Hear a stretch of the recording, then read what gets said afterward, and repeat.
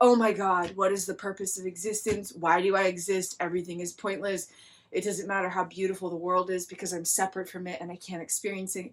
And there's just no point of my life. I don't belong anywhere. Nobody loves me. Nobody sees me.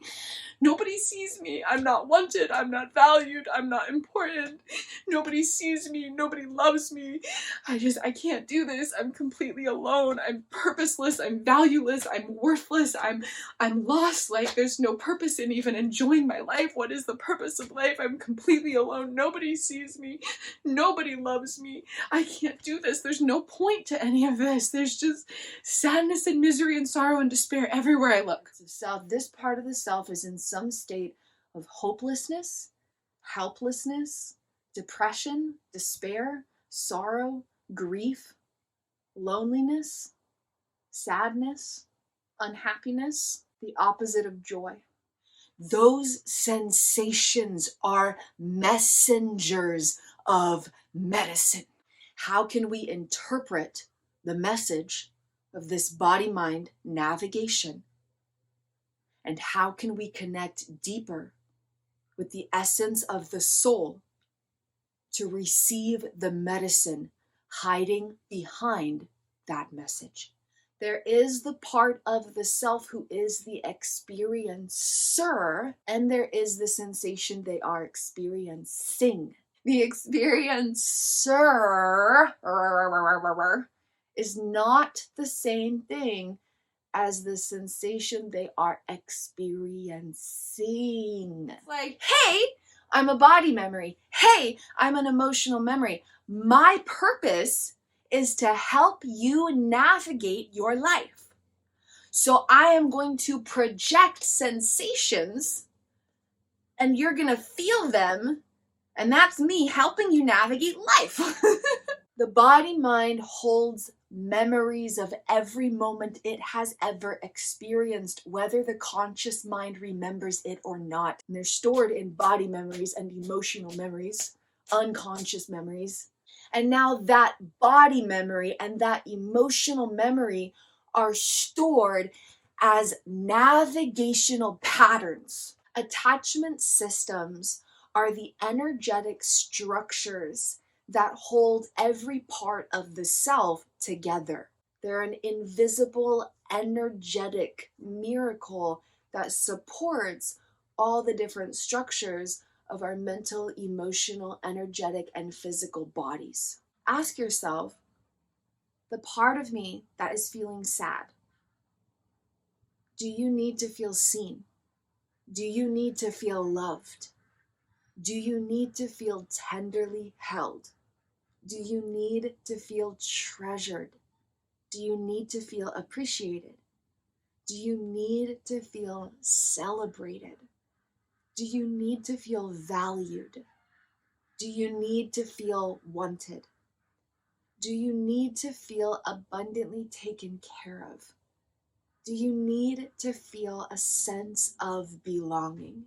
So 5 key components of neuroscience we're looking at, and we're just looking at a brief overview here to look at what is implicit self-sense so we can understand what these attachment systems are doing and kind of dig deeper into where the sensation of sadness is coming from, who the self is within and beyond that sensation, and how we can create shifts and transformation from this expanded inner awareness.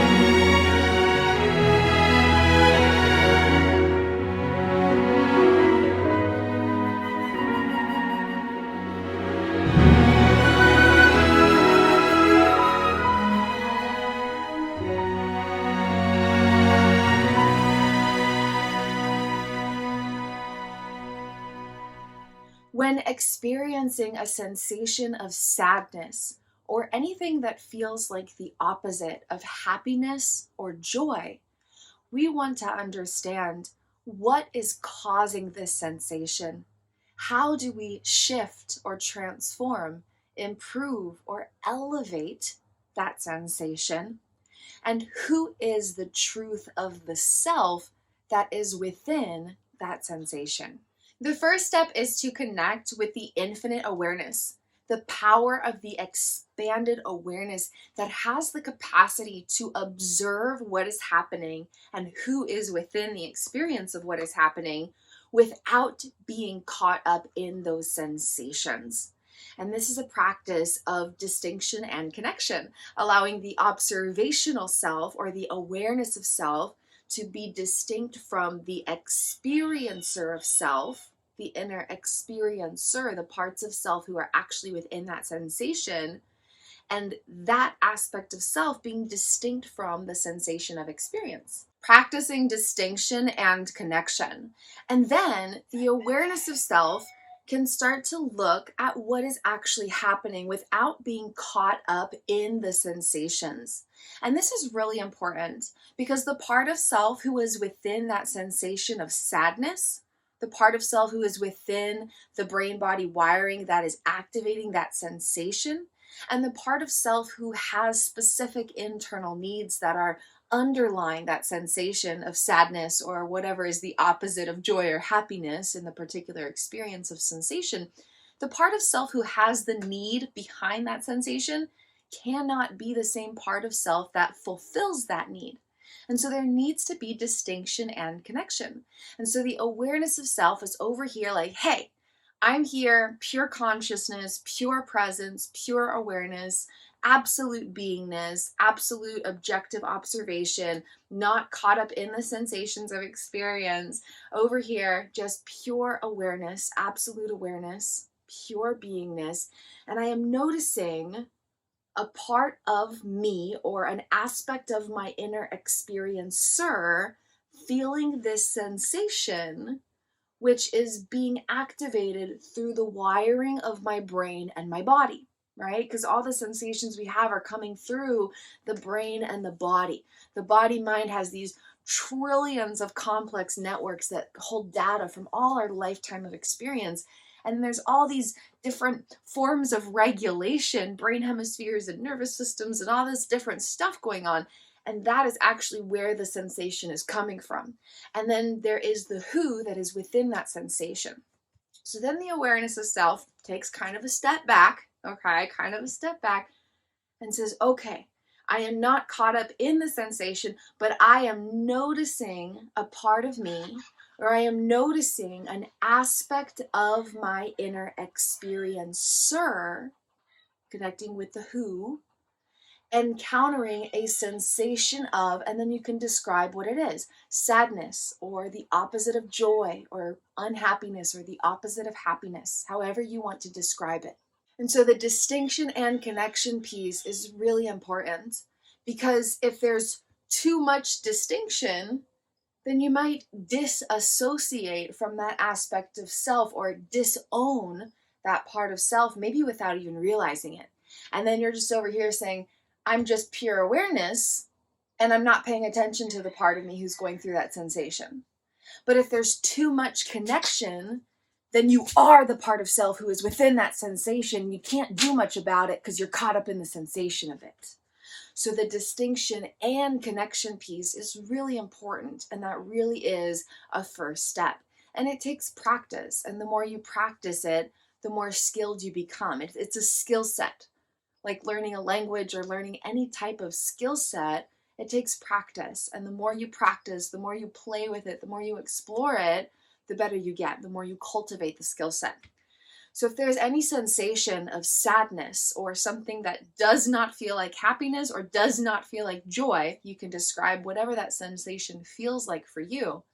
First is to distinguish the awareness of yourself from the sensation of experience and the part of you who is experiencing it. And then to connect with that aspect of self and honor what they are experiencing it. Honor what they are experiencing while understanding that that is one aspect of self going through one sensation. It's not the totality of who you are.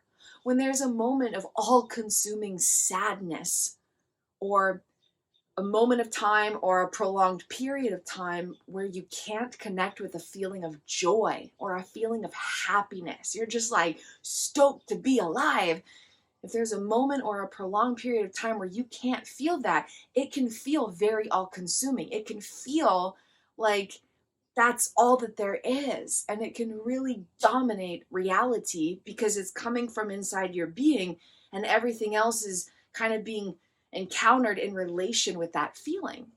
And so it's important to recognize and honor that that is a part of you going through a sensation, but it's not the whole of you. It's not every part of you. It's not all of you. There's more parts of you, and there's more sensations to experience.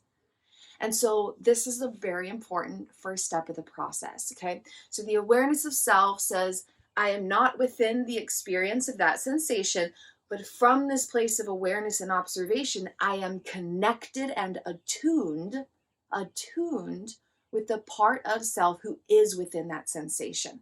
And now there's opportunity to explore and understand the sensations of experience in a deeper way. And from that understanding and awareness and self-attunement, greater self-connection and greater self-empowerment, more power inside of your being to explore and understand all of this, then there's more opportunity and space for the implementation of personal power to create shifts and transformation, so that that sensation can be transmuted, transformed, elevated, improved, and expanded once you really understand why it's happening in the first place.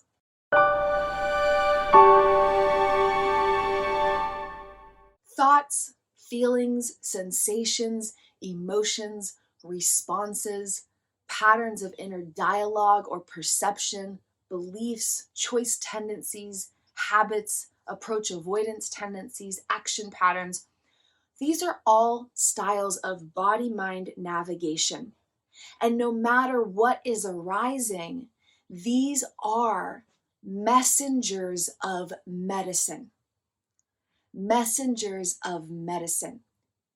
Even when there's a sensation that we don't like or enjoy, there is a message within that sensation. And by decoding that message, we have an opportunity to receive the medicine, to create self-healing for the body, mind, and soul growth for all aspects of self. Now that we have an expanded state of awareness, power, attunement, and self-connection, we can explore the message and the medicine that is hiding behind the very uncomfortable, unpleasant sensation of sadness, or anything that feels like the opposite of joy and happiness. Within the Trifecta Treasure Trove, sensations of joy and happiness stem from the first subconscious region, or the first body-mind region. And in that place, there are trillions of navigational networks in the body-mind that hold patterns of feeling and movement, along with a variety of other navigational patterns through energetic networks in relation with specific internal needs of attachment systems. Attachment systems are the energetic structures that hold every part of the self together. Attachment systems are what allow for the brain hemispheres to be bridged through the corpus callosum. Attachment systems are what allow the front and the back parts of the brain to be bridged and connected. Attachment systems are what allow the mind and the body to be connected. Attachment systems are what allow for different energetic states of the nervous system to connect with each other. Attachment systems are what allow for these parts of the self and these parts of the self to be best friends and hang out together all of the time because there's connection. Attachment systems are the energetic composition that holds the brain, the body mind, the subconscious, and all parts of the self together. They're an invisible, energetic miracle that supports all the different structures of our mental, emotional, energetic, and physical bodies. And so sensations of happiness and joy, or anything that is the opposite of that, come from that first body-mind region in relation with these diagrams. And in that first body-mind region are these trillions of navigational networks in relation with specific internal needs of attachment systems. And the needs in this particular attachment system include the need to feel seen, loved, treasured, appreciated, celebrated, valued, wanted, and with a sense of belonging. And this includes attachment needs from the first layer in the expanded spirit diagram, the need to feel tenderly held and abundantly taken care of. And so if you're feeling a sensation that is the opposite of joy or happiness, such as sadness, then there's some pattern held here in relation with some of these needs not being met. So take a moment and pause and ask yourself, and we'll dive deeper into this. This is just a little introduction. Ask yourself, the part of me that is feeling sad, do you need to feel seen? Do you need to feel loved? Do you need to feel tenderly held? Do you need to feel treasured? Do you need to feel appreciated? Do you need to feel celebrated? Do you need to feel valued? Do you need to feel wanted? Do you need to feel abundantly taken care of? Do you need to feel a sense of belonging? And out of each of these needs, maybe all of them are needs, but the odds are there's one or two that are going to stand out a little more strongly. Yes, I really need to feel seen and loved and held, but oh, I really need to feel a sense of belonging. That one's popping out, for example. And so there's these different internal needs that are at the core of this attachment system. And this attachment system has a lot of really big responsibilities in the body mind. This attachment system has really big responsibilities. This attachment system has a really big job.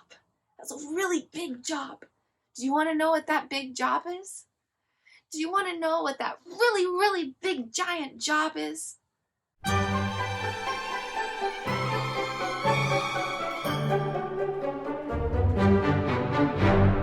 But first, just take a moment to connect with that part of you, okay? Before we dive any deeper, allow the space of your awareness to be like, okay, I'm up here, got a bird's eye view, I'm scoping everything out, I see all the parts of me, I see all the sensations in my inner landscapes. Yo, what's up? I'm up here in the Lighthouse, okay? Imagine that there's a beachfront and there's like 200,000 people on the beach in like a really small vicinity where you can see all of them from the lighthouse. I don't know how that happens, but just play with it. You're on a beach and there's this lighthouse and there's like 200,000 people all spread out in the beach, and somehow that lighthouse can see all of them, can reach out through their little binoculars and see all the people, see all the people on the beachfront, okay? And so instead of being one of the person on the beach who's within a sensation of experience, you're up there in that lighthouse, the lighthouse of awareness, the observational self, the awareness of self. You're up there in that lighthouse and you're able to look out and see all the different parts of you and all their different modalities of self and self-expression and sensation of experience. And you're up there not within the sensation of direct experience, but as the awareness. Okay, you're up there in the lighthouse.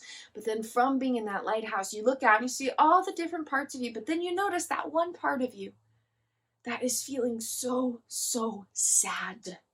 So sad. That part of you is feeling so sad. So sad. Like more sad than you probably know. Because what you can observe within the awareness of your experience is only a teeny, tiny, itsy bitsy part of what's actually happening. There's more happening. And so if you're feeling a little sad up front, then there's a part of you feeling way more sad than you can imagine deeper in the body mind. The body mind, okay? So you're up in that lighthouse as the awareness of self, and you're looking on the beach, and you notice, okay, yeah, they're happy, they're good, their needs are met, they're doing all right. There's that part of me.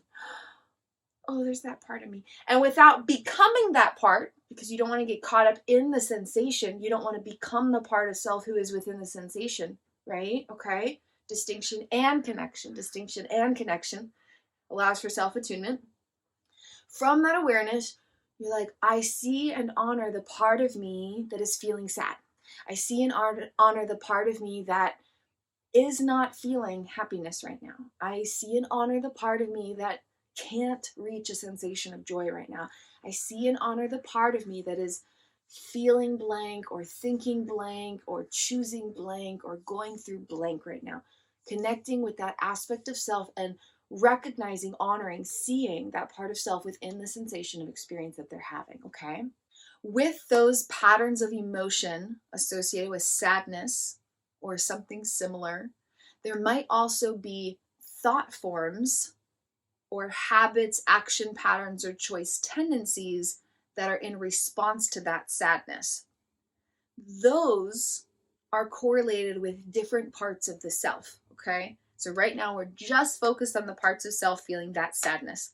But it's also helpful to be aware there could be thought forms that are commenting on the sadness, for example, or action patterns trying to escape that sadness or shift that sadness. And some of the common ones I often see are watching a movie, eating sweet or snacky foods, or trying to be around other people because the body mind thinks maybe if I navigate life and do those things, then I won't feel so sad. Right now, we're just focused on the feeling of sadness and the parts of self within that feeling. The parts of self in those thought patterns, the parts of self in those habits or action patterns are different parts of the self, and we can explore those complexities of the self through Body Mind Miracles another time. Right now, we're just focused on the parts of self feeling that sadness, but it's also helpful to be aware of these other sensations as well.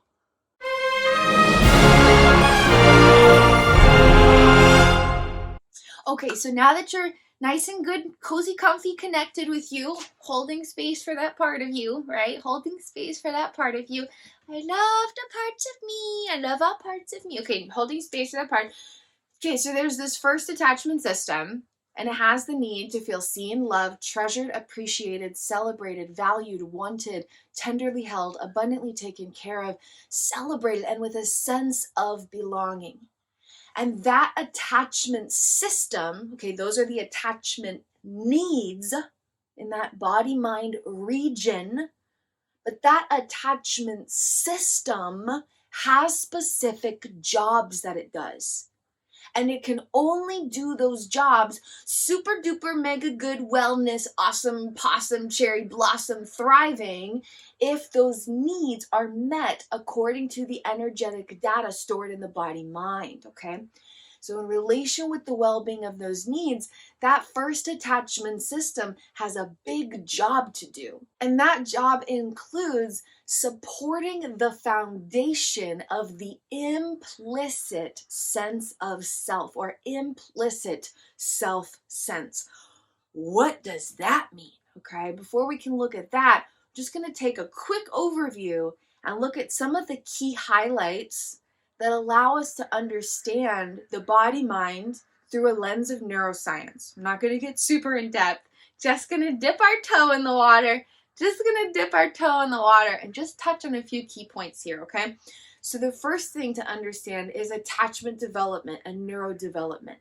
And the fact that this body mind, this brain, and the hair too, but the brain the body, the subconscious, the body mind, this being, these navigational activations, this regulatory flow of energy, the sense of self that exists, started from a blueprint that was sculpted into being through those early childhood years of attachment development and neurodevelopment. And so we look at that and we look at some of the details of neurodevelopment that contributed to how the brain and the body mind developed into the being that now exists. And then we look at left, right brain hemispheres, okay? The left and right brain hemispheres are literally like two separate things.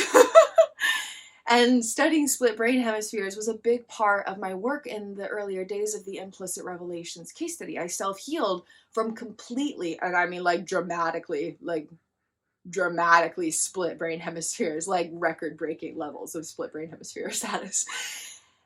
The left and right brain hemispheres are two separate things, and they're only connected through the corpus callosum, and that is like 200 million nerve fibers or something like mind-blowing, okay? 200 million nerve fibers.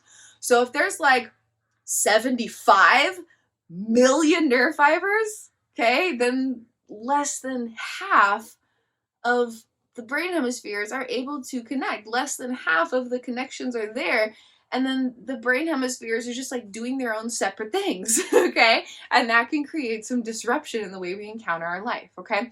So first thing we look at is attachment development, neurodevelopment. Second, again, we're just dipping our toe, I promise. Stick with me, stick with me. The second thing is left-right brain hemispheres, okay? The third is the triune brain. There's the front part, the middle part, and the back parts of the brain. The forebrain, the midbrain, and the hindbrain. And the simplest way to think about this is the front brain is like your conscious awareness in your mind. Your midbrain is like your emotional center, your emotional experiences. And that back part is the connection with like more of your physical body. And so I kind of think of it as like the mental body, the emotional body, and the physical body. The mental body in the front parts of the brain, the emotional body in the middle parts of the brain, and the physical body in the back parts of the brain. That's like an overly simplified way of looking at it. And then you have the nervous system, especially the autonomic nervous system in relation with regulatory states of social engagement and disengagement, okay? Nervous system activity, especially the autonomic nervous system in relation with regulatory states of social engagement or disengagement. And we can look at this in relation with the polyvagal theory where there's 5 states of activity. There's high energy dysregulation, high energy regulation, middle energy regulation, low energy regulation, and low energy dysregulation is the simplest way to understand that. And these regulatory states are also affecting respiration, digestion, cranial nerve functionality, prefrontal cortex engagement, circadian rhythms, hormones, neurotransmitters, all kinds of goodness. And especially in kind of those back parts of the brain, the physical body part of the brain in relation with other stuff going on, including those emotions, okay? So nervous system activity, especially the autonomic nervous system in regulatory states of social engagement or disengagement roles. And then the next thing that we look at are unconscious memories and the patterns of feeling and movement held within them and other types of navigational patterns held throughout the body mind. And this includes neural networks in the brain, but also other stuff going on, like connective tissue and fascia holds unconscious memories and navigational patterns. So 5 key components of neuroscience we're looking at, and we're just looking at a brief overview here to look at what is implicit self-sense so we can understand what these attachment systems are doing and kind of dig deeper into where the sensation of sadness is coming from, who the self is within and beyond that sensation, and how we can create shifts and transformation from this expanded inner awareness. And then there is the etiological quintet of body-mind navigation, where there's data from every year of life with explicit and implicit pieces of information that have different navigational roles and priorities and carry different patterns about how we associate with ourself and how that self associates with every component of reality. And then we explore consciousness. Who is the self? Who is the soul? What is the soul? Who is the self? What is consciousness? How do we activate and awaken expanded states of awareness through consciousness? And how is that infinite awareness navigating the perception, reception, extension, and preservation of energy? And the balance of masculine, feminine energies, and connection of the childhood self, foundational self, or inner child with the present day or present moment perceiving self, and mind, body, and spirit through the harmony of inner and outer realities. Okay, these are just some of the components that tie in. What is implicit self-sense? Implicit self-sense is the feminine foundation, while explicit self-sense is the masculine foundation. Implicit self-sense is the body, while explicit self-sense is the mind. Implicit self-sense is the middle and back parts of the brain, while explicit self-sense are the middle and front parts of the brain. Implicit self-sense is more so the right brain hemisphere, while explicit self-sense is more of the left brain hemisphere. Implicit self-sense is more the reception of energy, the receiving of experience, the receiving of experience, the receiving of sensation, the receiving of nonverbal cues, the receiving of sensations on the skin, the receiving of visual stimulus, the receiving of energy within personal experience. While the explicit self-sense is more the perception of energy through the mind. And so the job of that first attachment system is to support the foundation of implicit self-sense. It's active in that right brain hemisphere and keeping things balanced and integrated so that right brain can send messages over to the left. The first attachment system is active in the back and the mid parts of the brain so that the emotional and physical bodies can send messages to the middle and front parts of the brain through the awareness of the mind. The first attachment system is responsible, has a big job, I'm telling you. The first attachment system is responsible for supporting the regulation of the nervous system because it is active in the right brain and the back parts of the brain, which is really the root of the autonomic nervous system. So it's kind of at the foundation of a whole bunch of regulatory states, including autonomic nervous system activity. The first attachment system has the big job and the big, beautiful responsibility of supporting the body and the spirit flowing in the body and how that connects with the mind. The mind-body connection is a two-way street.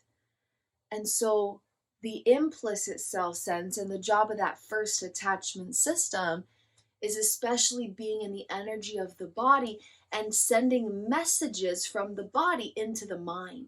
And that first attachment system has the responsibility, the opportunity, a big, amazing, beautiful job of supporting the foundation of feminine energy and the reception of energy within personal experience, which is especially felt through the emotional and physical bodies.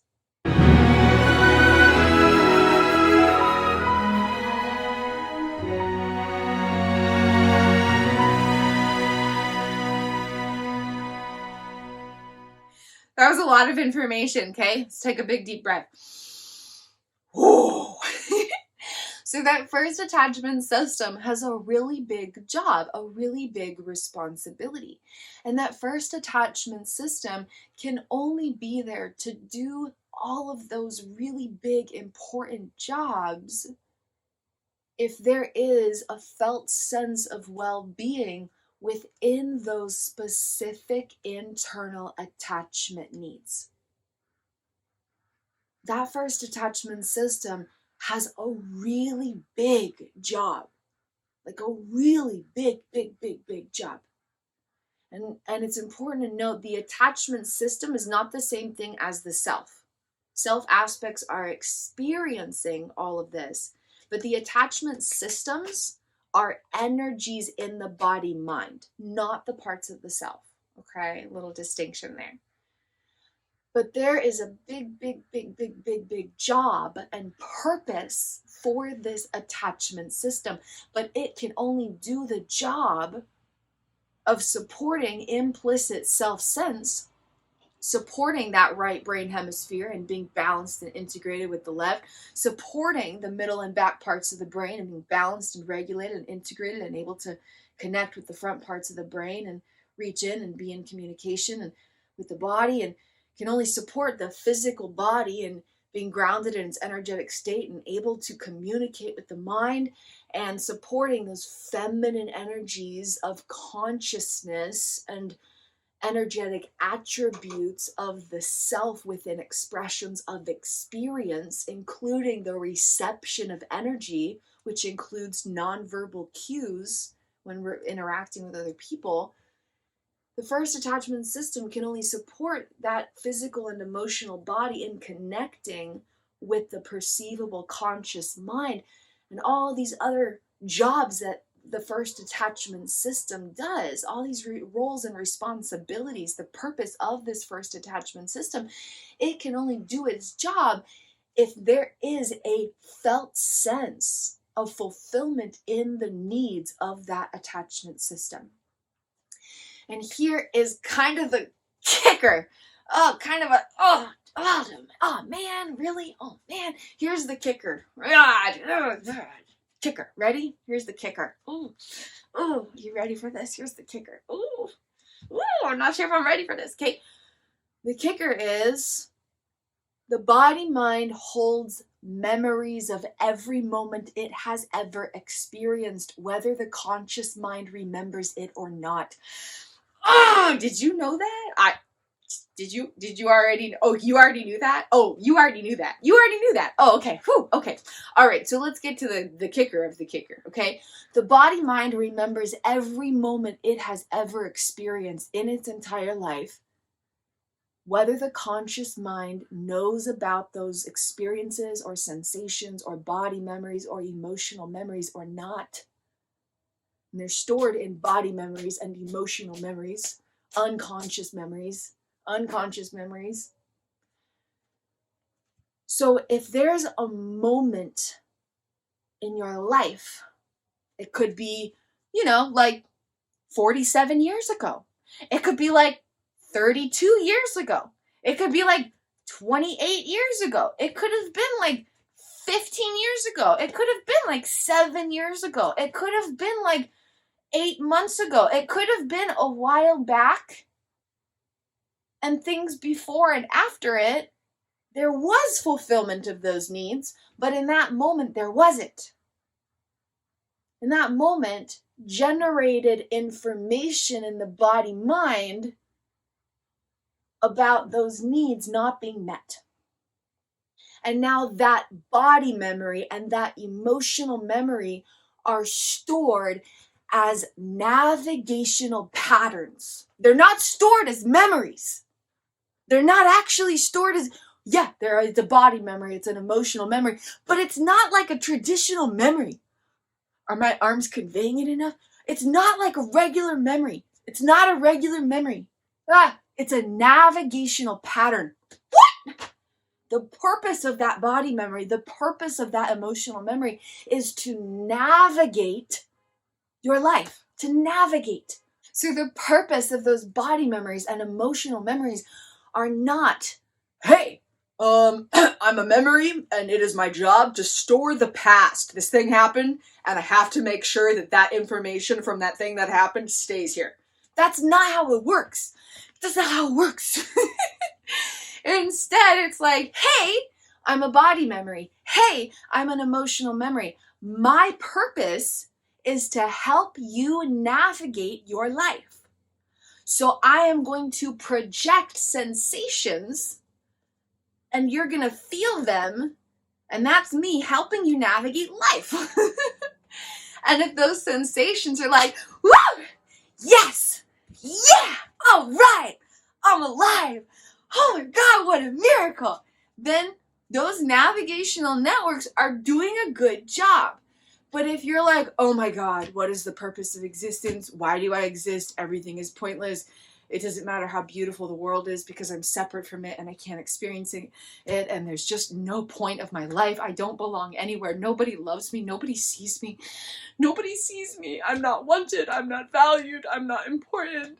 Nobody sees me. Nobody loves me. I can't do this. I'm completely alone. I'm purposeless. I'm valueless. I'm worthless. I'm lost. Like, there's no purpose in even enjoying my life. What is the purpose of life? I'm completely alone. Nobody sees me. Nobody loves me. I can't do this. There's no point to any of this. There's just sadness and misery and sorrow and despair everywhere I look. When there's a sensation like that, guess what? The body-mind is still doing a really good job at navigating. Because those sensations are messages with medicine. Those sensations are messages of medicine. Once more, for the parts in the back. Those sensations are messengers of medicine. What is the message? And what is the medicine? How can we interpret the message of this body-mind navigation? And how can we connect deeper with the essence of the soul to receive the medicine hiding behind that message?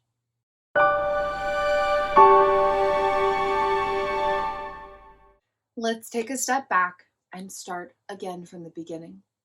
Connect with the awareness of your self-essence and observe the part of you who is having that sensation of experience. Sadness or anything that is the opposite of joy or happiness. Please describe it in whatever way attunes with how that part of you is encountering the moment or the sensation. And so the awareness of self in its space of distinction, up in that lighthouse of observation, is seeing the part of self who is within the sensation and seeing the sensation.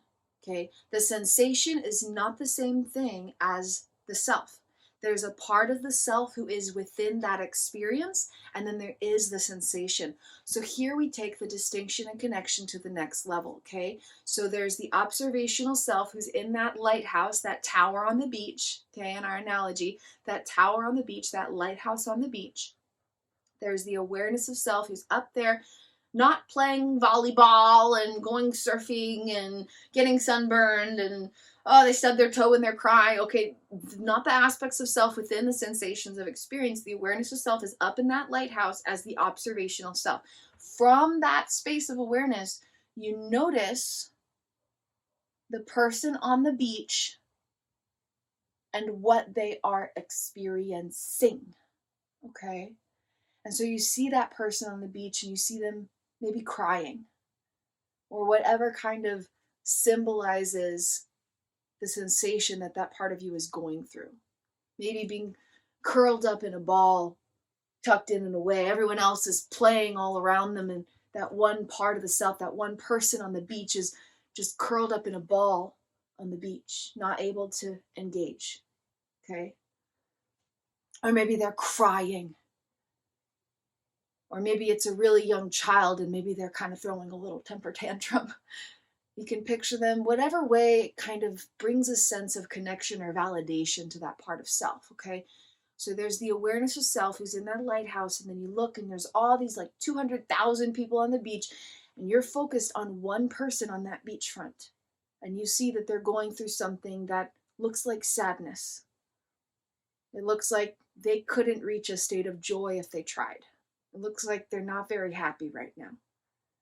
And not like super angry at something necessarily, not super like critical of something. Those would be different parts of self. This part of the self is in some state of hopelessness, helplessness, depression, despair, sorrow, grief. loneliness, sadness, unhappiness, the opposite of joy. And you notice that person on the beach, okay? There is the person on the beach, and then there is the sensation that they are experiencing.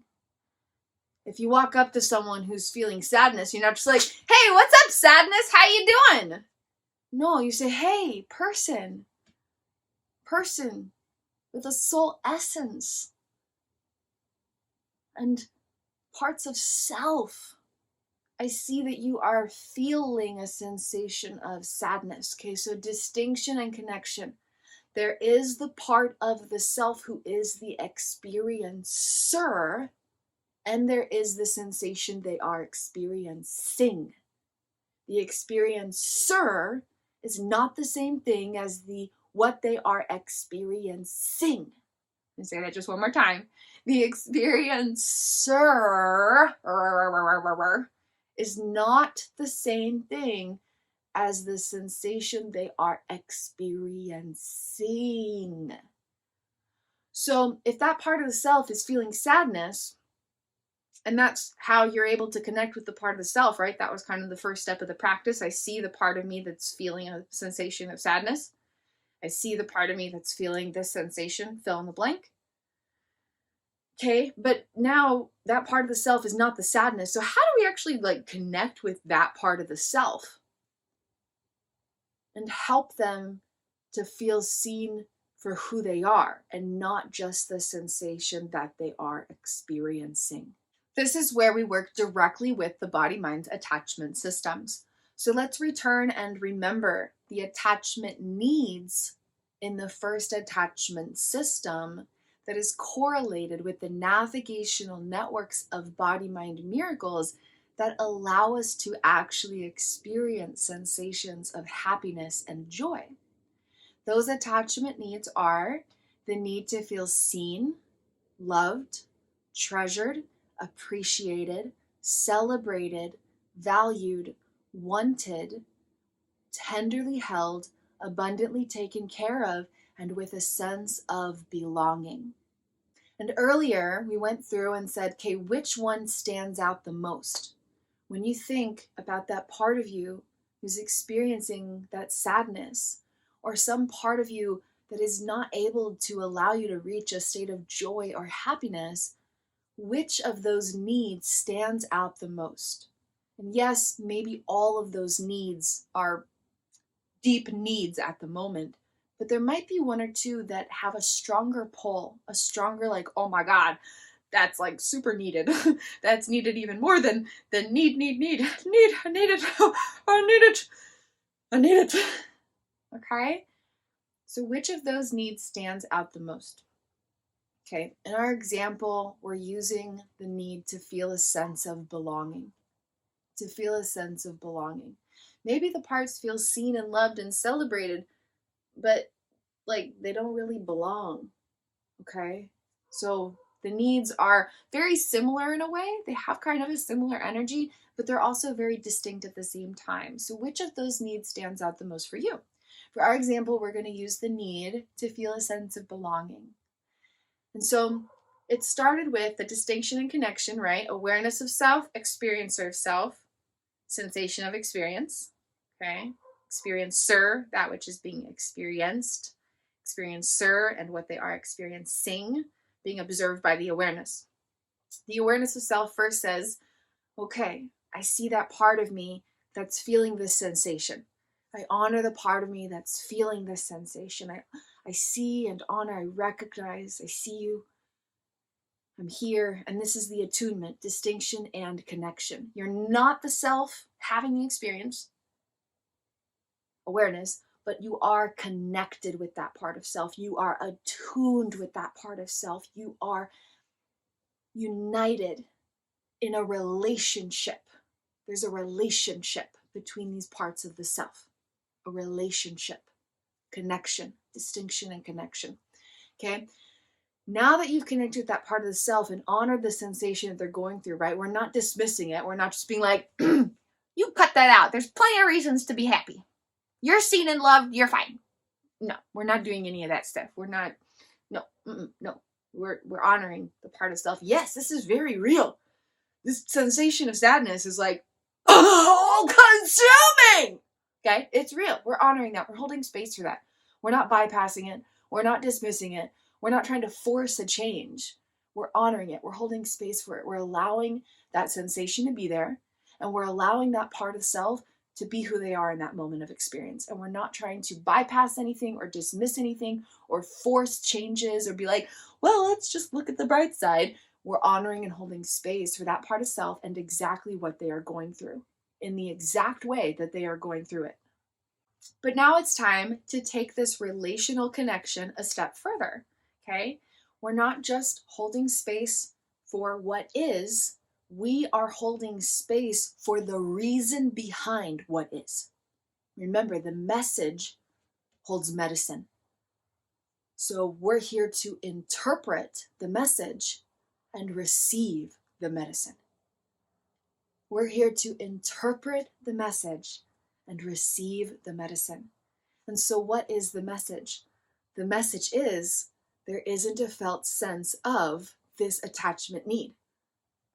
And in our example, we're using the need to feel a sense of belonging. But maybe another one of those attachment needs stands out a little bit more for you.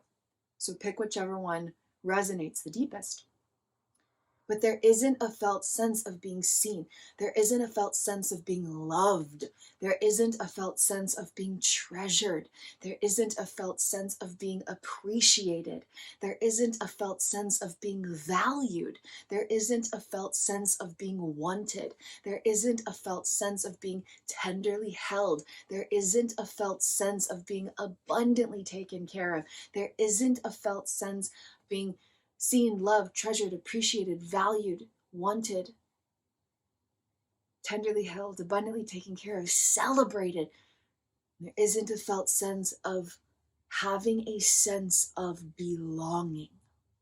Any or all of those needs are not being met, or if they are fulfilled now, then there's some region of the body mind holding data from the past where those needs weren't met. And so we're not just looking at the superficial evidence of the sensation, we're looking at the deeper causality of it. And the fascinating part about this is, remember how I said that attachment system has a really big job and a really big responsibility?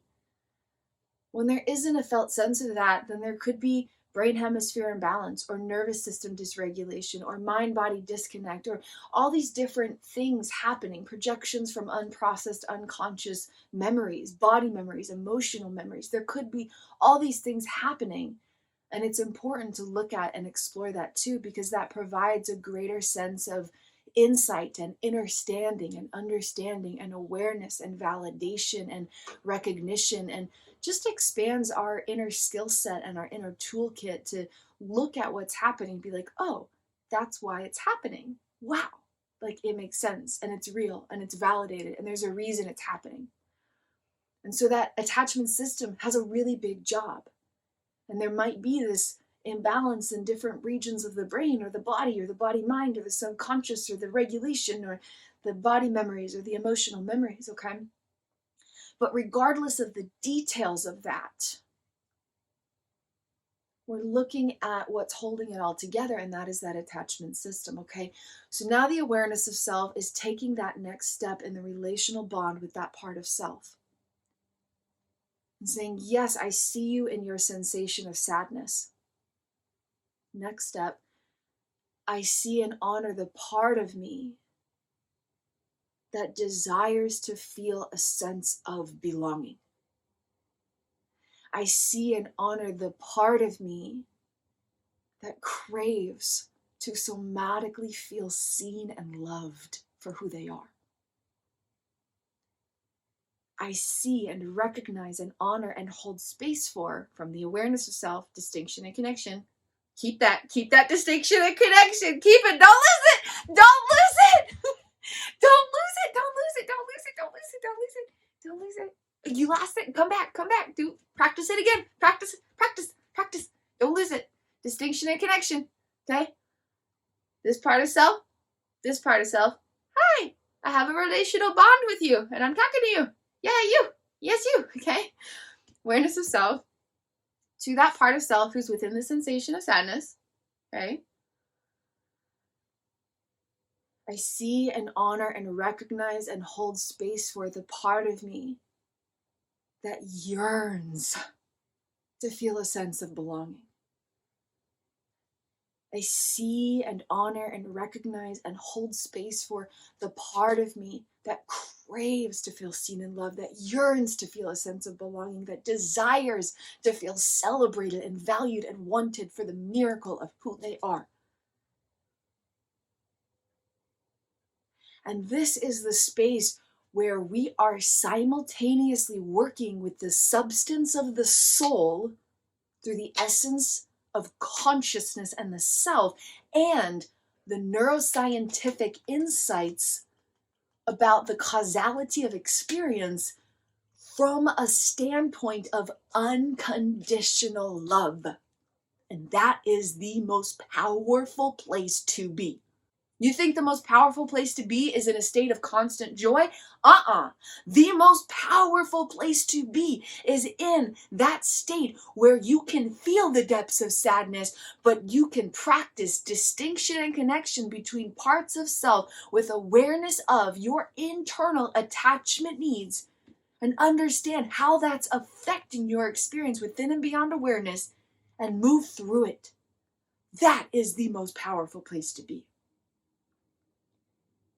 These are messages with medicine, and when you can interpret the message and receive the medicine, you are the most powerful person on the planet. That is true power. That is true power. And it is a power that lives inside of you unconditionally. It is a power that lives inside of you unconditionally. Nothing can take that power away. Nothing can taint the power that you are. Nothing can restrict the opportunity for you to tap into that power. That power is always in your hands, always in your heart, always in your head, always in your being, always available to you through the awareness of your consciousness and the expanded state of connecting with the sacred infinite love of who you are, even if you can't feel it in the moment. That's the most powerful place to be. Awareness of self, part of self who is within a sensation of experience. Yes, I see the part of me feeling this sensation.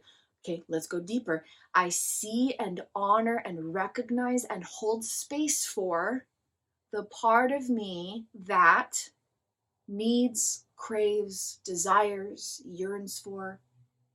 Okay, pick whichever word most allows you to really attune with that part of the self. And then the attachment need, the need to feel seen, loved, treasured, appreciated, celebrated, valued, wanted, with a sense of belonging, tenderly held and abundantly taken care of.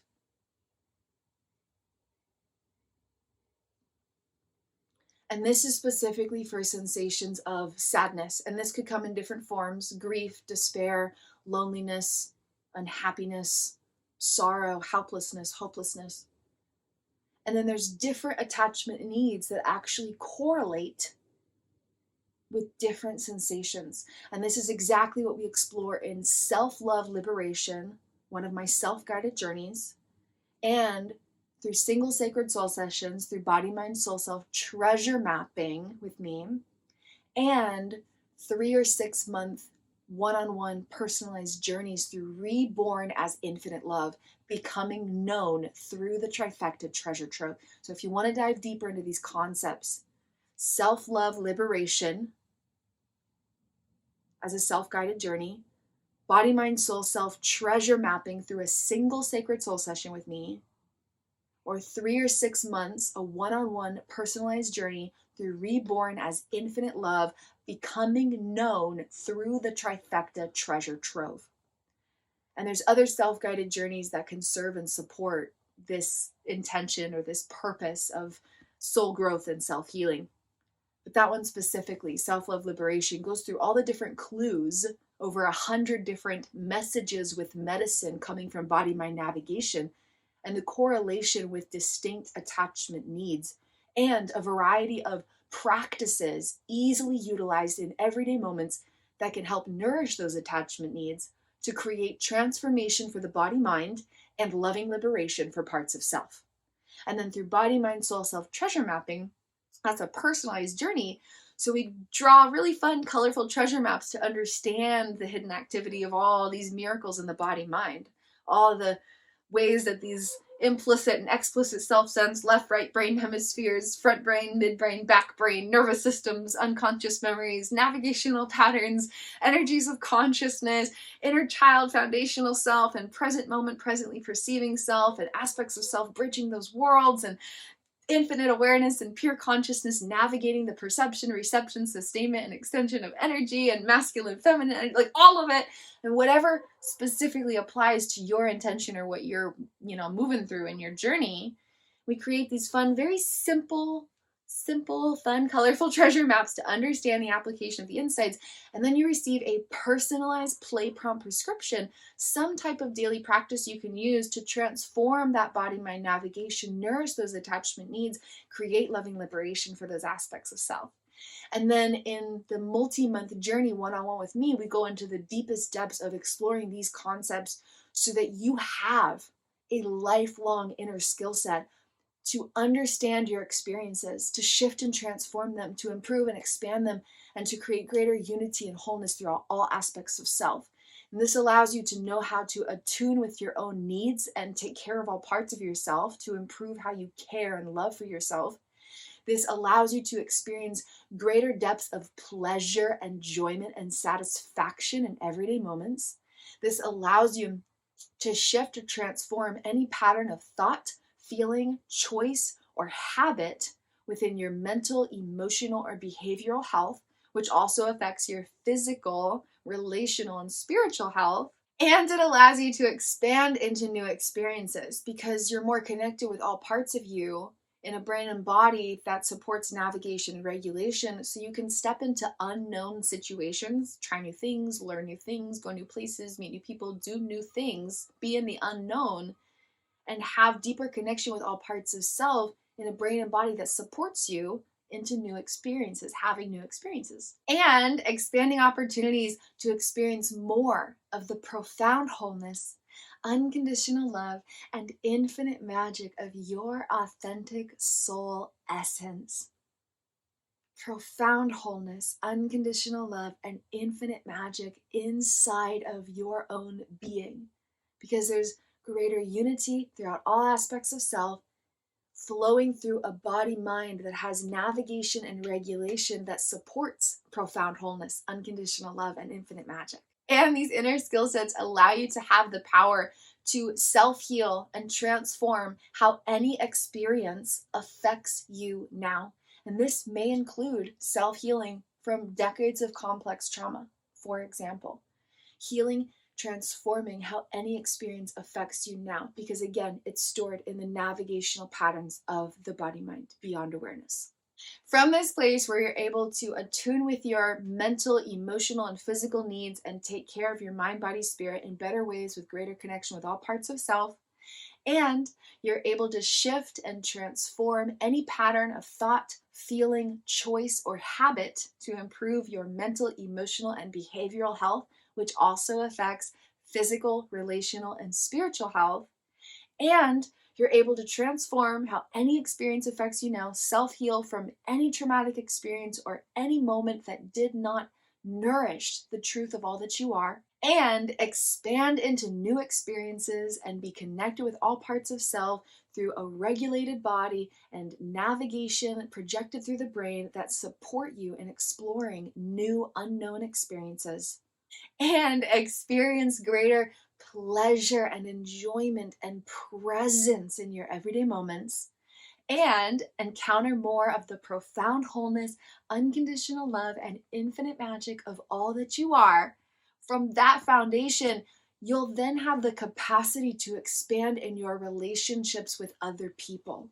And this includes pouring love into your children, your friendships, your colleague, your romantic partner, whatever loved ones, important people are in your life, you will then be able to have greater connection with all parts of them because you have greater connection with all parts of you. And from that connection with all of you, the connection with parts of them can be so much deeper. Because you understand yourself, you'll have more understanding for them. Because you know how to care for yourself, you'll have more capacity to care for them.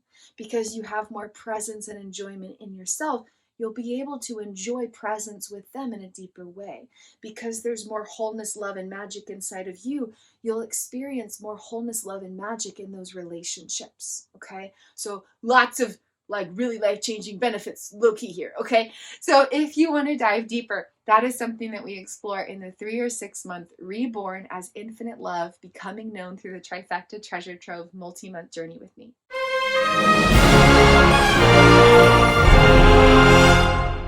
Okay, so getting back to where we were, the awareness of self, part of self, sensation, honor the part of self within that sensation, and then connect deeper to that part of self by recognizing the attachment need that is underlying that sensation. We're interpreting the message of the sensation, and that has to happen before we receive the medicine of it. Interpret the message to receive the medicine. And when we're going through some really tough stuff, cultivating this skill set of working with parts of self and exploring and nourishing these attachment systems and understanding how consciousness flows through brain-body wiring is the absolute greatest superpower you could ever possibly invest in as you learn it and cultivate it and practice it and nourish your inner being through it. It's important to choose phrasing that really validates that part of self. And when you choose the phrasing, to connect with the feeling of that phrase. And this is a practice that helps to encourage that brain hemisphere connection, okay? And so it's not just, I see the part of me and they really want to be loved. Okay, I did it. We good? We good? There's a part of me and they want to be loved. No, it's attunement. I see and I honor and I recognize and I hold space for the part of me that deeply, maybe even desperately, craves and yearns for the opportunity to be truly and deeply seen and loved for who they are, to somatically sense in the cells of their body that they belong, that they belong, that they are loved, that they are held, that they are caressed, that they are celebrated, that they are treasured, that they are appreciated, they are wanted, they are valued. And to connect the words with the feeling through attunement, through distinction and connection. To connect the words and the feeling through attunement, through distinction and connection between parts of self. If it feels valuable, then you can also add this next piece. But if it doesn't feel valuable with what you're sensationally experiencing, then you don't need to add this next piece. It's optional. It's optional. You can play with it if you want to. But if it supports your journey, then the awareness of self can also connect with that part of self and say, I see and honor the part of me that's feeling a sensation of sadness, right? I see and honor, recognize, and hold space for the part of me or the aspect of my inner experiencer that deeply craves for the chance to feel that they belong. And I deeply honor, I see, I recognize, I hold space for the part of me who is at the foundation of my body, who is at the foundation of my feminine energy, who is flowing through this part of my brain, who is flowing through this part of my brain. You can't like reach into your brain, right? But it's a way to have more connection with yourself. It's a way to connect deeper and honor all the factual insights and the feelings-based application of them, which again is encouraging new connections in the brain that can support deep self-healing and soul growth. So the part of self who's having the sensation of sadness, right, is especially in the right brain, in the middle and back part of the brain, okay, and in the physical body, and in the reception of energy through nonverbal cues, right, okay, all the things coming together, okay. And so you say, I see and honor the part of me flowing through this part of my brain. I see and honor the part of me flowing through this part of my brain. I see and honor the parts of me flowing through my body. And this physical touch, you can do whatever feels right for you. This is just an example. But this physical touch is a nonverbal cue, which means that part of self is receiving the energy of it through the body. That part of self who is feeling sadness is receiving the energy of this physical touch and nonverbal communication through the emotional and physical body. Okay? It's so powerful. And that's why having these insights is important. Maybe when I was talking about all that stuff, you're like, okay, how does this have to do with me helping the part of me that feels sad? Why are we talking about neuroscience? I don't have time for this, right? Okay, so maybe I was like talking about stuff and you're like, where is this going? Why does this matter? This is why it matters. Because when you understand how the parts of you are flowing through this stuff, there's new opportunities to connect deeper with parts of self, to create that self-healing, to nourish those parts of self, to transform the experience, to elevate and expand your own essence of being from the inside out. And so if you honor the parts of you flowing through this part of the brain and this part of the brain, and do so while providing some form of physical touch, they're receiving, okay, reception of energy. Reception of energy is part of the foundation of implicit SelfSense that we talked about, and this is all utilizing my original Trifecta Treasure Trove modalities. All of this stuff, 100% self-taught. These modalities were self-developed through my own intensive self-healing journey. You can find out more about me and my personal journey in the Implicit Revelations case study and other content creations. Okay, this is all through original modalities of the Trifecta Treasure Trove. The reception of energy, the roots of the physical and emotional bodies, the roots of feminine energy, especially flowing in the mid and hindbrain, especially flowing through the left brain hemisphere, and especially connected with the foundation of SelfEssence, who is correlated with original experiences of attachment development. And because of these particulars, they will receive somatic, nonverbal cues more powerfully than any verbal cues. And so that's why if you say to yourself, I see you and I love you, those words will not matter unless they are supported by nonverbal cues, like intimate eye contact, which you can do in a mirror practice. Marathons are one of the components of my work and what I share in my products and services, self-guided journeys and personalized sessions. If you have eye contact in a mirror, the nonverbal cue of that eye contact will support the words you say. Or if there's somatic touch, somatic touch, somatic touch, somatic touch, somatic touch, somatic touch, somatic touch.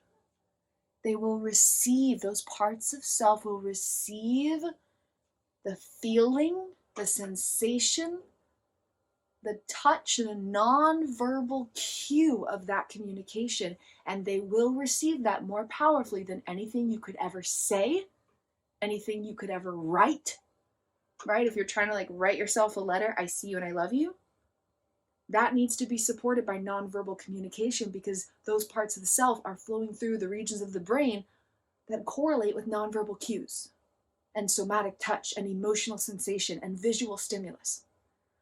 And so that's why understanding the collision of consciousness and neuroscience with unconditional love matters. That's why these modalities are so powerful. That's why taking the time to learn about these insights of our own inner being matters. Okay? So the awareness of self, connecting with that part of self, honoring the sensation, affirming and validating the attachment need that is a part of the message of that sensation. And then if it feels right, honoring more about who that part of self really is. And again, this is all through Trifecta Treasure Trove modalities, all right? There's other ways to explore parts of self, but this is a very specific avenue, and it's very powerful. Awareness of self. I see and honor, recognize, or hold space for the parts of me who are at the foundation of my emotional and physical bodies. I see and recognize and honor and hold space for the parts of me, the aspect of my inner experiencer, the aspect of my inner experiencer, the part of my experiencer of self. Play with the words, flow with whatever resonates most or connects most with that part of self through distinction and connection. Some phrasings might make you feel too close. Some phrases might make you feel too far. You want to have that nice distinction connection where they are distinct from each other, but in relation with each other. Two parts of the self. Awareness, experiencer, part of self. Okay, awareness to that part of self. I see and honor and recognize and hold space for the part of me that is at the foundation of my emotional and physical bodies. I see and honor and recognize and hold space for that part of me, this aspect of my inner experiencer that is at the foundation of my feminine energy.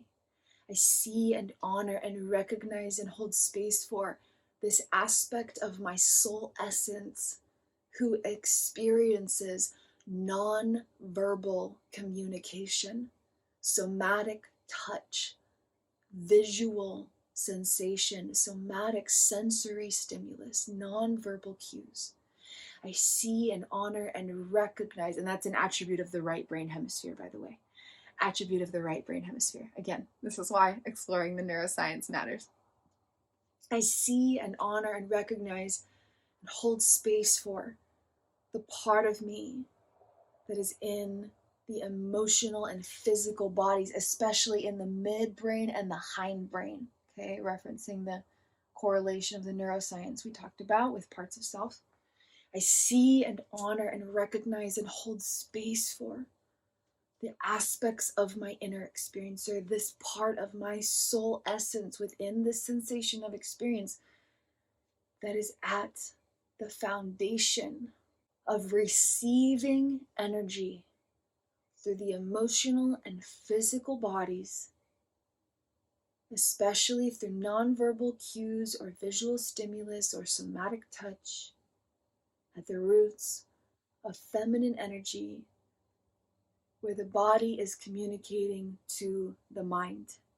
And I honor and acknowledge that this part of me is especially connected with the foundation of my self-essence and the foundational needs from early childhood. And again, just use whatever resonates most with you. Maybe some of those pieces connect and some don't. But if it feels right, you can add this little piece to connect deeper with that part of self.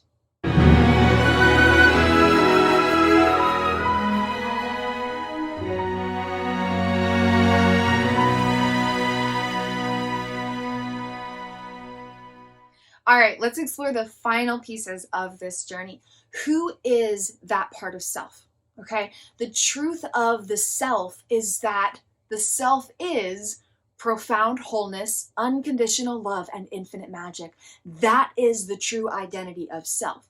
But the essence of self is only ever able to experience its own being through body-mind navigation. And the body-mind navigation, again, we learned this before, okay? You with me? You with me? You with me? The body-mind navigation includes a lifetime of emotional memories and body memories. Emotional memories and body memories, unconscious memories that are held as navigational patterns. So if the truth of self-essence is profound wholeness, unconditional love, and infinite magic, but the self is only able to experience the navigation of its own existence through body-mind wiring, body-mind miracles, body-mind navigation, okay? The body-mind can only navigate the authentic essence of self if all of the attachment systems are thriving and all of the needs of each attachment system, there's a bunch of different systems with a bunch of different needs. We're just looking at the first attachment system here. The attachment systems have all these big jobs in terms of helping the navigation and the regulation, which is allowing us to experience every moment of our life. Every energy within our sense of self, our inner realities, and the details of personal experience in every moment. It all depends on the navigation and regulation of the body-mind. And the body-mind is holding data from all of life. And so at some point in this body-mind's existence, there was some experience that left those attachment needs unmet. And that experience or experiences, maybe there are like, 200,000 moments of experience, or maybe like 25 million moments of experience where those attachment needs weren't met. And those experiences created navigational patterns, including emotional and body memories, emotional memories, unconscious memories, navigational patterns. And so how on earth can that part of the self experience the profound wholeness, unconditional love, and pure magic that it truly is if the body-mind is like, but I'm not seen, but I'm not loved, but I'm not valued, but I'm not wanted, but I have all this navigational networks, all these navigational patterns that tell me I'm not seen, I'm not loved, I don't belong, I'm not wanted, I'm not valued, I don't matter, I'm not celebrated, I'm not appreciated, I'm not treasured, I'm not tenderly held, I'm not abundantly taken care of, I'm not seen, I'm not loved, I don't matter. How can the part of self experience wholeness, love, magic, if the body-mind navigation is like, nope, not loved, nope, not seen, nope, don't matter? So now that we understand these realities, we get to connect with the true identity of that self aspect, even if they can't feel it yet. And, okay, how do we rewire this stuff? How do we transmute a lifetime of emotional memories, a lifetime of body memories, a lifetime of unconscious memories that you cannot consciously access, a lifetime of data that's affecting the way the brain hemispheres are connecting and the brain regions are connecting and the nervous system is regulating? And how do we rewrite all of that so that the navigational patterns and regulatory protocols can support that part of self in feeling happy and feeling joyful and not encountering sadness and despair and grief and loneliness and helplessness and hopelessness and depression or whatever it might be, okay? So we're here to transform that body-mind navigation, rewrite those unconscious memories, resculpt the navigational patterns, recreate the regions of the body-mind that are affecting these sensations of experience, affecting these parts of self, and to hold space for this part of self and help them know who they really are.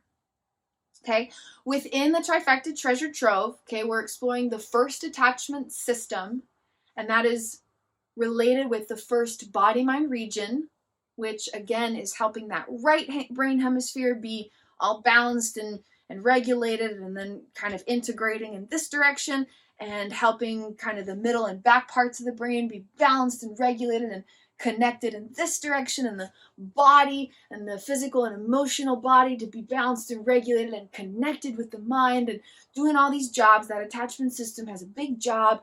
It's regulating and navigating and fluctuating and integrating and equilibriumizing. I love that word. Equilibriumizing. It's a word. It's a thing. We do what we want. Equilibriumizing feminine energies, okay, the reception of energy, especially through visual stimulus, somatic stimulus, sensory processing, and nonverbal cues. That first attachment system has a really big job.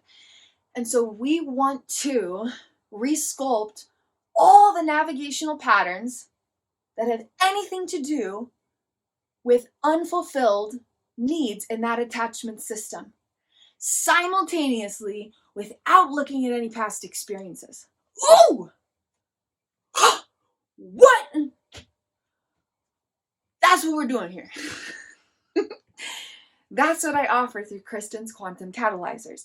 We can rewrite all of those memories simultaneously, unconscious memories that you can't consciously access, all right? What? All those body memories, all of those emotional memories, a lifetime of the brain and body learning how to navigate and regulate self and life in relation with not feeling the fulfillment of those attachment needs. We're going to resculpt all that. No problem. Piece of cake when you use the modalities that I offer. Totally doable, quickly, easily, and enjoyably. The most effective avenue you could ever possibly imagine that is fun and fulfilling and rewarding, and you're stoked to show up for it, and you're mind blown at the transformational results you're getting, and you are witnessing your very inner being experience loving liberation, transformation, restoration right before your very eyes, beyond your wildest dreams, while having fun in the process. That is what my modalities offer. My products, my services, my self-guided journeys, my one-on-one sessions, that is what we accomplish. So we're rewriting the navigational patterns that are projecting those sensations of sadness, and we're helping these parts of self, that part of self or aspects of self, know who they really are. So here's the real question. In order to help those parts of self know who they are, we have to kind of play here. What would the navigational pattern be if there had always been a felt sense of unconditional love fulfilling those attachment needs? If that part of self had always felt seen and loved and treasured and appreciated and celebrated and wanted and valued and tenderly held and abundantly taken care of with a sense of belonging, if that part of self had always experienced the fulfillment of those specific needs with unconditional love, and that data was stored in the body through unconscious memories, patterns of navigation, regulation in all of the systems, emotional memories, body memories, if the body remembered always having those needs met with unconditional love throughout its entire life, then who would the self be? Then how would the body-mind project navigation to affect that part of self? Who would that part of self be if they had always known that love? Who would that part of self be if they had always known that love? And how would that aspect of the inner experiencer encounter life through those navigational networks of body-mind miracles, if those specific internal attachment needs had always been fulfilled with unconditional love? Who would that part of self be? So we look at that first body-mind region through the liberated consciousness diagram, and those aspects of self are love's sacred joy and love's sacred embodiment. Those aspects of self are love's sacred joy and love's sacred embodiment. That is the truth of who those parts of self are. So now we're here to help those parts of self know the truth of who they are, the profound wholeness, the unconditional love, and the infinite magic of who they are, to support these specific aspects of self that are experiencing sadness, hopelessness, helplessness, despair, loneliness, you fill in the blank, anything that does not feel like happiness or joy. We're here to help lovingly liberate those aspects of self so they can know the truth of their soul essence. And in that process, resculpt body-mind miracles so that the wiring of navigation and regulation can support those parts of self in knowing the wholeness, love, and magic that they are. And this requires working with that first attachment system and working and playing with those specific attachment needs.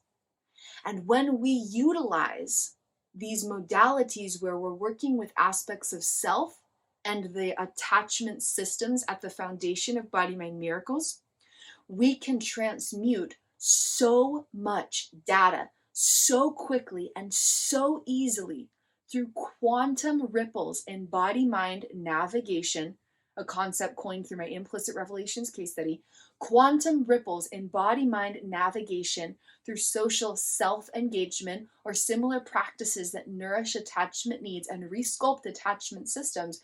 And we never need to look at past experiences to accomplish this. We're not going back and saying, oh yeah, there was that one time where you didn't feel seen and loved, so let's focus on that experience and resculpt it.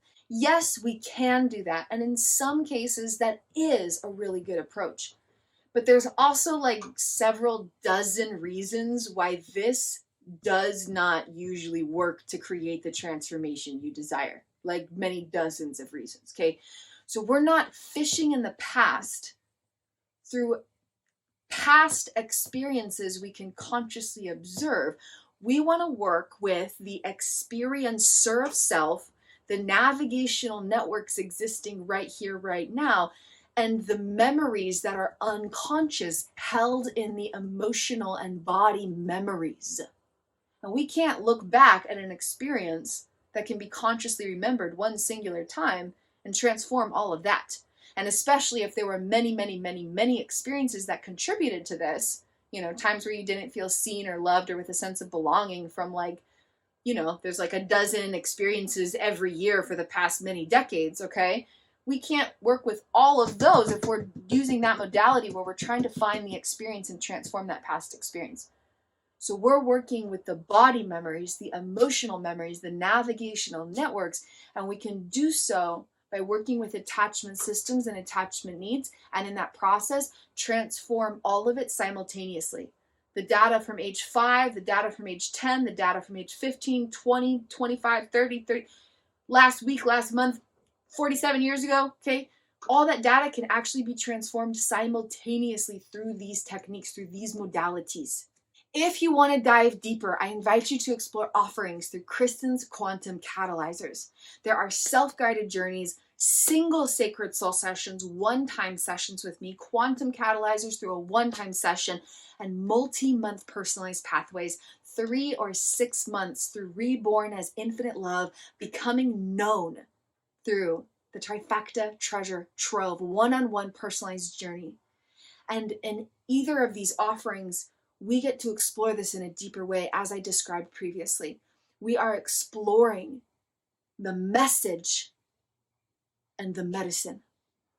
We're interpreting the message of the sensations we're experiencing, and then we receive the medicine. Here, we're receiving the medicine of learning how to see and love ourselves, these parts of ourselves. We are learning how to help parts of ourselves feel a sense of belonging from within us. We are helping these parts of self to feel celebrated from within our being. We are helping these parts of self feel tenderly held from within. We are helping these parts of ourselves feel abundantly taken care of from within. We are helping these parts of ourselves feel wanted and valued and treasured and appreciated from inside our own being.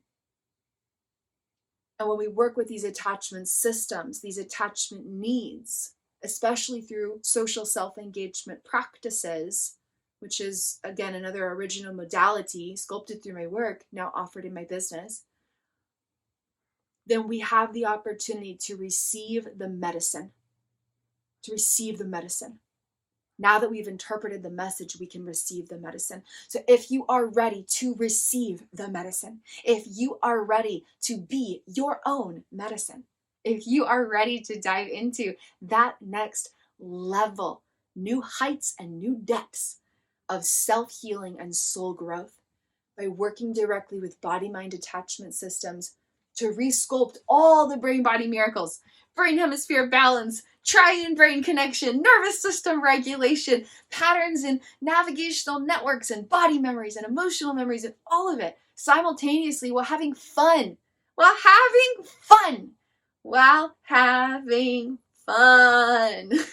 Enjoyable and effective avenues to explore and understand, and then utilize these insights to shift and transform, elevate, improve, evolve, and expand beyond it.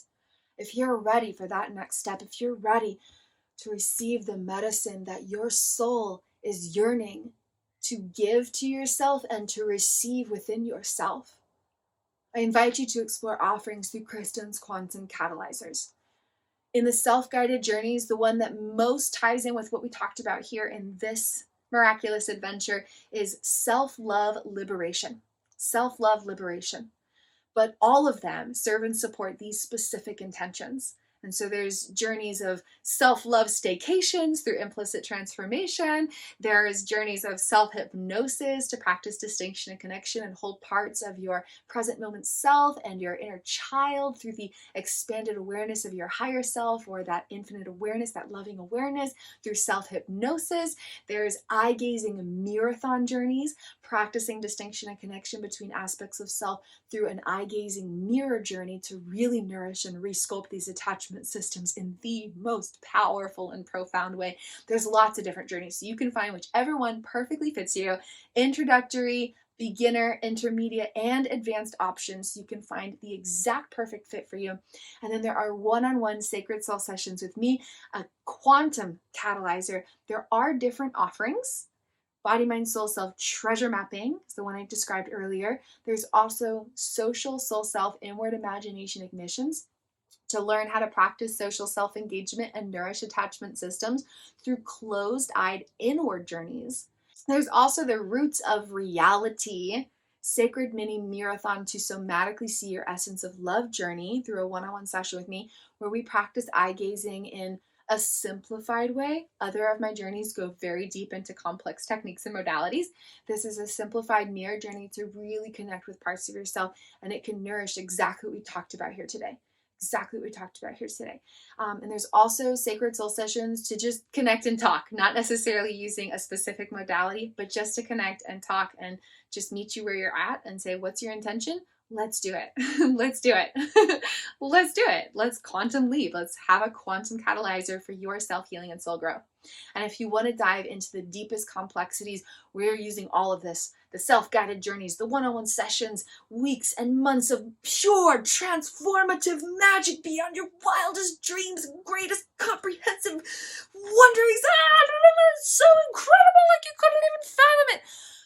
Then you can check out my 3 or 6 month Reborn as Infinite Love, Becoming Known through the Trifecta Treasure Trove, one-on-one personalized journeys. It includes weekly sessions with me and several of the self-guided journeys, and we're in contact between our sessions as well through email, for example, and I'm there to support you every step of the way. And you get to learn how to use these modalities and all the cracks and corners and crevices of them to connect with all the different miracles in your brain and your body, and understand all the realms of your subconscious and body mind, and connect with all parts of yourself and know all that you are as the profound wholeness, infinite love, and unconditional magic. Unconditional love, infinite magic, profound wholeness.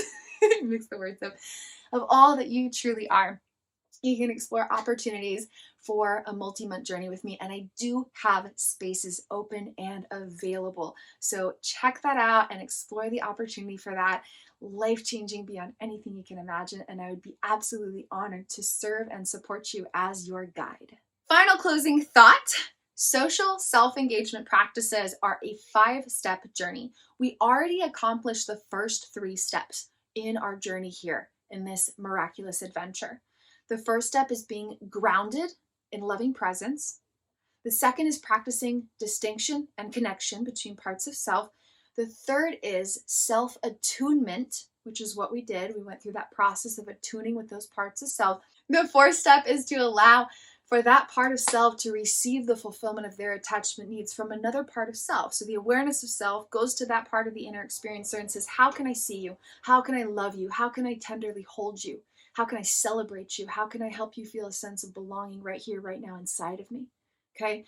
Awareness of self fulfilling the needs for that part of the inner experiencer and growing attachments with them is step number 5.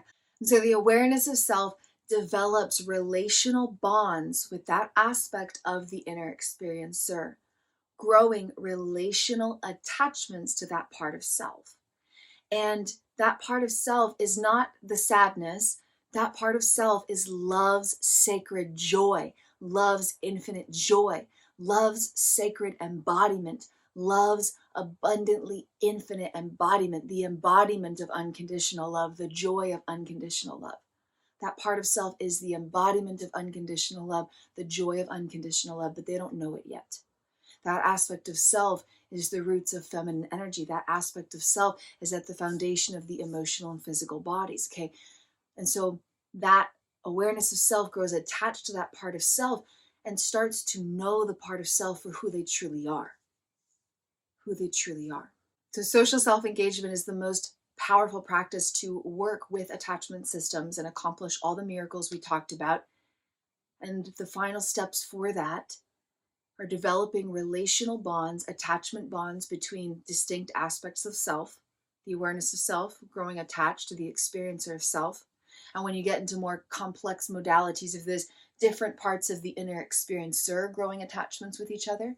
But for here, the awareness of self, growing a relational bond, an attachment bond with that part of the inner experiencer, while somatically fulfilling their attachment needs. The awareness of self, I see you, I love you, I'm attached with you. I celebrate you, I value you, I want you, you're perfect, I love you, I'm attached to you. Developing attachment bonds between aspects of self while somatically creating a felt sense of fulfillment for those specific attachment needs. Thank you for being here. Thank you for being you. You are perfect and magical in every possible way, and every part of you is worthy of loving liberation and becoming known for the profound wholeness, unconditional love, and infinite magic that your soul truly is.